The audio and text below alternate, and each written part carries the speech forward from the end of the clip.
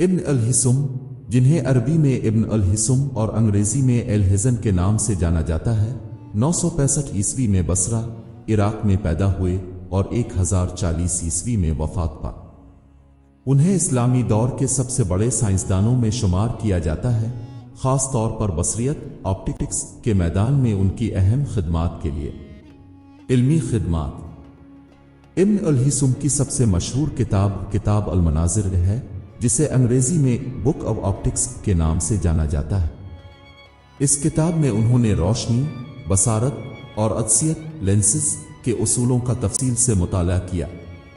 انہوں نے بصریت کے میدان میں بہت اہم پیش رفت کی اور جدید سائنسی تحقیق کی بنیاد رکھی۔ روشنی کی حرکت۔ ابن الہسم نے دریافت کیا کہ روشنی سیدھی لائن میں حرکت کرتی ہے اور اس کا انعطاف مختلف سطحوں پر مختلف طریقے سے ہوتا ہے۔ انہوں نے روشنی کے مختلف زاویوں اور عدسیت کے اثرات کا بھی مطالعہ کیا۔ پریکٹیکل تجربات۔ انہوں نے بصری تجربات کے ذریعے سائنسی طریقہ کار کو فروغ دیا۔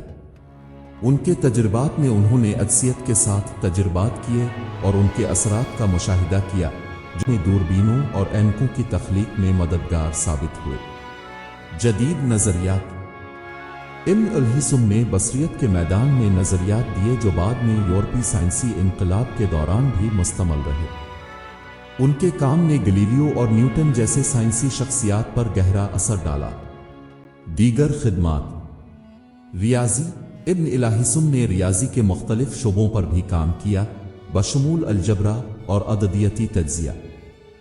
فزکس۔ انہوں نے فزکس کے مختلف پہلوؤں پر بھی تحقیق کی، بشمول حرکت اور قوت کے قوانین۔